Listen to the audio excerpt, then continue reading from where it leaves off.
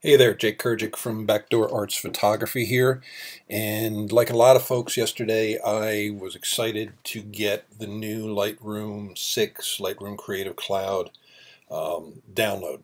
And there's a lot of cool features on here. It's faster, it's better, it's got bells and whistles that the other one didn't have, and two functions that they really pushed on the Kelby webcast yesterday, where you can now merge to HDR and to panoramas right in Lightroom instead of having to go to Photoshop, and it'll create a 32-bit DNG file for you rather than creating TIFFs and whatnot and using other pieces of software. So I thought this is pretty slick, so I want to be able to play with it and see exactly how that works and how how well it works and whatnot. So what I have here are three images that I shot over the weekend, not even anticipating using them for this, but it's a 3 bracket exposure plus or minus 3 EVs using the Nikon D750. And what I'm going to do here is I will select all three of them, and by right clicking, which you go ahead and you go into Photo Merge and you go into HDR, and boom, it pulls this up. This dialog. Now it's going to create a preview supposedly using the JPEGs, the preview JPEGs that come naturally with the raw file. So that's why it's supposed to be lightning quick or faster than it would be normally, and it is. I use Nik HDR Effects Pro 2, and in order it exports TIFF files and then does all the alignment and whatnot with them. So this is definitely faster. And here, boom, this is what you have. So it's a pretty nice rendering of the exposure. Now here's why I'm making this video. Okay, what it looks like a nice little HDR exposure, right? But if you up here and you click on this auto tone button, all right, turn that off. What it does is it essentially produces an image that looks an awful lot like my zero exposure here. So they don't look all that different, and that is what surprised me. So let's put auto tone back on, and then we're going to go ahead and merge this, and this is where I'm going to show you really what is the guts of the post-merge Lightroom HDR image, what it is, and most importantly what it really isn't. Okay, so now here we have it. It adds it right to my catalog, which is great.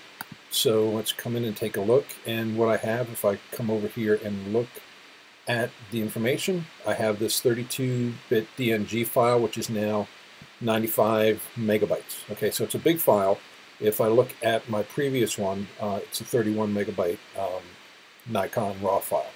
So essentially you're taking the light information from all three files, which you would expect. Okay, so it's not that much bigger than it would be if I created a TIFF file from HDR Effects Pro, but here's where it's really different. Let's come in and let's go over to the Develop module. All right, now that auto tone button that I told you about. Let's take a look at these sliders here. Wow, I mean it's essentially taken a zero image and toned the heck out of it. Highlights are way down, shadows are boosted, which is really what HDR does. All right, it's going to tone down the highlights to pull out the details there, and it's boosting whites, pulling blacks back, and then messing a little bit with an exposure. I've done a few of these. What you see down here in the highlights, shadows, whites, and blacks, that is pretty typical of all of the post-merged files that I've seen, if you have auto tone clicked. Okay, so let's try something here. I'm going to go into settings, and I'm going to copy all the settings from this HDR file, and then we'll go left one in the catalog and bring up my zero exposure, and let's go ahead and paste those settings into it. All right, it looks pretty close. If you look at it, what I have now, here's those applied to the zero EV raw file, and here they are on the digital negative that that it produced out of HDR, out of the HDR merge. So it's what you're getting is you get a little bit more. You can see over in this area over here, you got a little bit more color here because the -3 EV image, okay, really added another 3 EV on the dark end that got pulled in there. So you have some more light information, but it's not all that, it's not all that crazy. It's not all that different, and it's not all that much different than I could have gotten from the from just playing with the zero image. Okay, but what bothers me most here is after hearing the webinar yesterday or the webcast, you would assume that you're getting a DNG file where I can come over here and play with all these different tonalities. And the truth is I can't. I could play with exposure, I could play with contrast, I could play with, clarity. I could boost the clarity a little bit, pull up, some vibrance, maybe boost the contrast a little or pull it back. So I can play with these minor little things, but I truly can't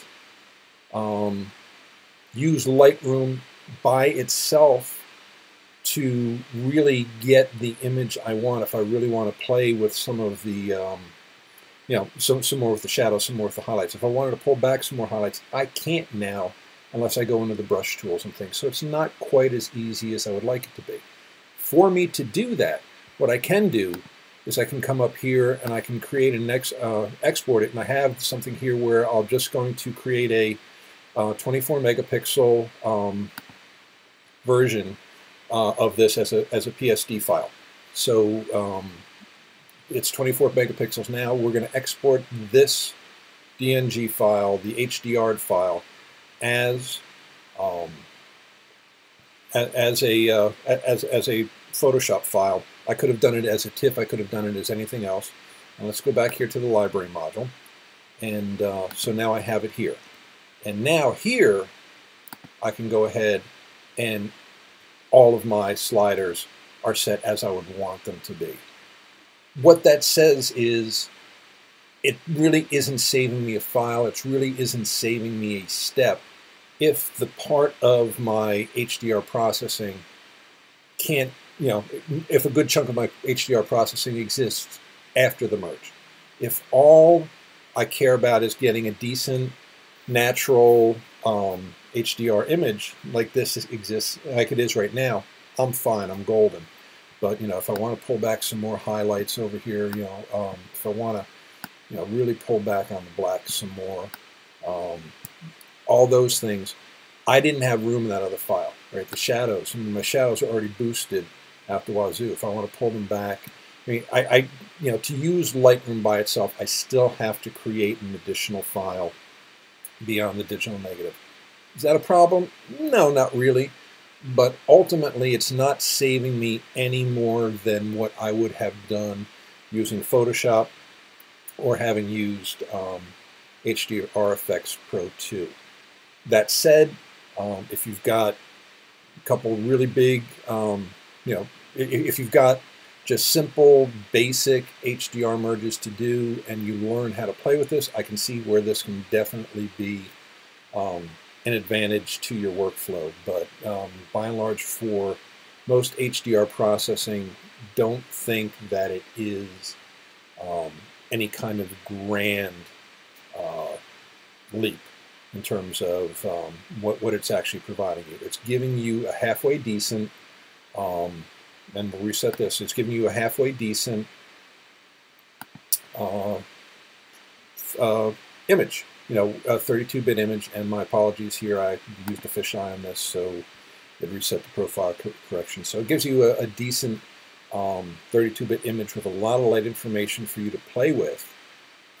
And for a lot of people, that's all you would really want.